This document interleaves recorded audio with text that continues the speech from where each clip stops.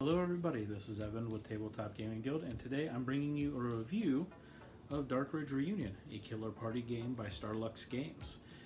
I'm going to take you down to the tabletop, show you the components for the game, and then after we're done with that, I'm going to bring you back up and give you my final thoughts.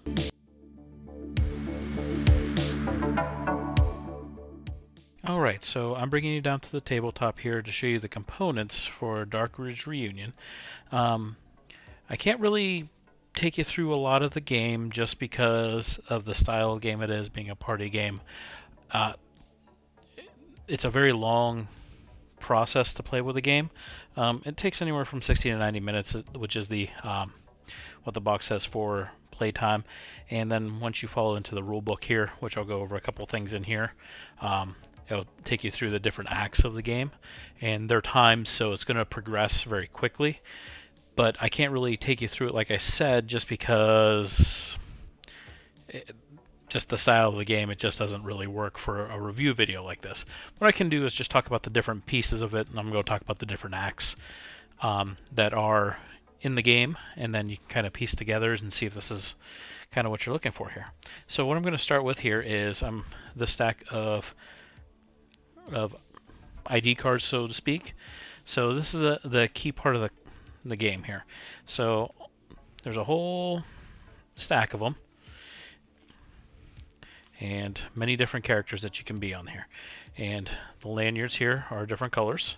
What that corresponds is there's 3 different teams in the game. There's Team Geek, Team Jock, and Team Rebel, and within those teams there's 4 characters each. So on the front it's going to tell you your name, which team you're on. But here onto the back, it's going to tell you a little bit about you, who you were in high school, and then you get to pick 3 different things here for you.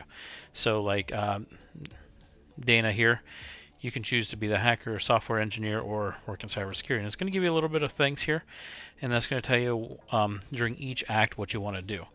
Now, with the different acts, and I'll go more into the acts here in a little bit, but just so you know, you score points doing the things in Act 2 and 3. You can't score points in Act 1. So depending on who you pick, it's going to tell you things that you have to do. Some of them are silly, some of them are not, some of them are challenging. All depends on what you get. And like I said, there's a couple of different teams. Like here's a Team Jock, another Team Jock here. Here's Team Rebel there. But there's all sorts of different people here. Now this game, since it's called Darkridge Reunion, it is like a high school reunion. So these are people that you would get together at a reunion. You weren't necessarily who you were in high school, and things have changed.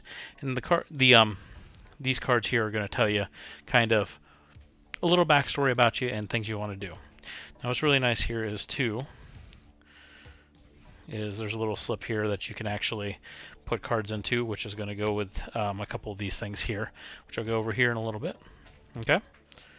So the next card here is going to be a secret mission. So everyone's going to get a secret mission to go along with who you are and the different things that you want to accomplish here in the different acts. So secret missions are a different way that you can actually score points to, and you only can score points on your secret mission just once. So, and it's going to tell you when you can do them here. So like this one has 3 different things you can do, and the different points that you're going to be able to get by doing them. So like this one's Secret Crush, and then it's going to tell you everything. What's cool too with this is it gives you little suggestions on like how to kind of flavor it up a little bit. But there's all sorts of different ones in here.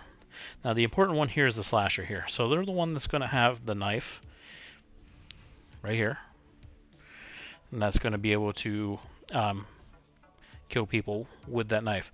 So one person is trying to kill other people, but nobody knows who that is, because that's all the secret is going to be, and you want to store that into the back of your cards. Another thing that you're going to get too is going to be these artifacts here. So with these artifacts, they're going to be in this red pouch here. Nobody's going to know what's going to be taken, what's not going to be taken. And there's all sorts, and they're one-time use, and when you use them, you have to go put them back in here. But there's all sorts of different things in here, and they all do different things. It's going to tell you exactly what they do, and a tip here on how you would use it. And then as soon as you use it, what you have to do with that. So there's all kinds of different things. There's also a different way you can actually poison people too.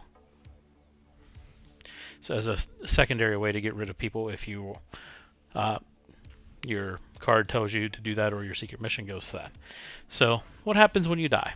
So what happens when you die is, in order to be successfully killed with the knife or with the poison, you have to be pulled into a room and not observed by anybody.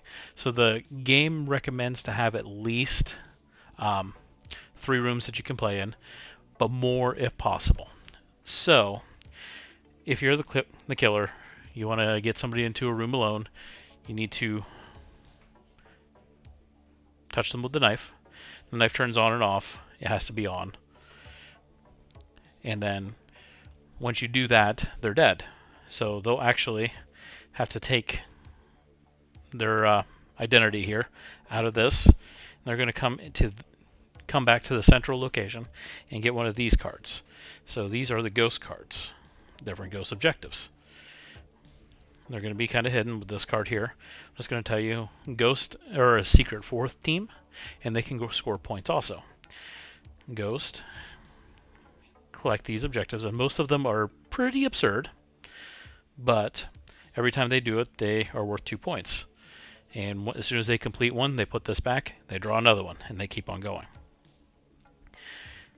So the idea is your team needs to collect as many points as possible through the 3 acts, and that at the end of the 3rd act you can actually bet your points on a team guess on who the killer is, and you can get a large amount of points by being successful in guessing that, or you can be completely wrong and lose all the points you bet.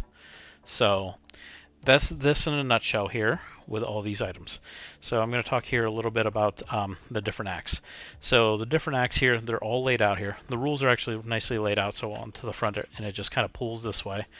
Kind of gives you a rundown how everything, or what everything is and how they work. So coming in on here, this is going to, on the back of the instructions here, it's actually going to run you through the different acts. So Act 1 here is the meet and greet. So it's going to give you a little thing to read out loud, and it's going to give you reminders of following how things are, and basically the person that's going to be running through the game, different things. And the same thing with Act 2, and it's going to kind of run down, and it's going to give you the rules and exactly what to say here. And then here it gives you the exact, with a ghost. And then again with the Act 3. So it's really nicely laid out, and it flows really nicely to keep everything on track. And then at the ending, that's where you can make the accusations, like I said. Now one thing they said is, if you can take a group photo, hashtag it to the game company. They really like that. Then they have a score chart that you can actually keep track of all the points you go there. And they also make it available online, so you don't have to use just this right there. So that's all the components that are located into this box here. So I'm going to take you up from the tabletop here and give you my kind of final thoughts about this. Alright, so my final thoughts here in the game, as I was putting it away, for some odd reason the dagger disappeared. I don't know what happened with that, and I'm sure that's not going to come back and bite me at all. But the components are really neat into it. The gameplay is really cool.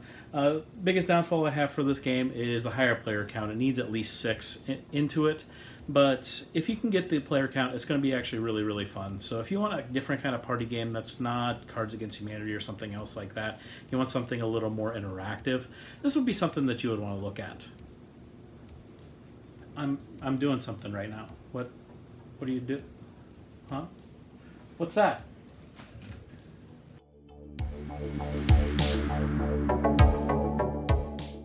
No Evans were hurt in the filming of this review. Also, if you like our content, please subscribe to YouTube, follow us on Instagram, Twitter, Facebook, follow us on any of the social media platforms.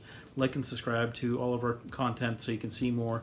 Hit us in the comments if there's stuff that you want to see or more things out there we can get reviews for, or if you have comments about any of the games that you see. Until later, this is Evan with Tabletop Gaming Guild.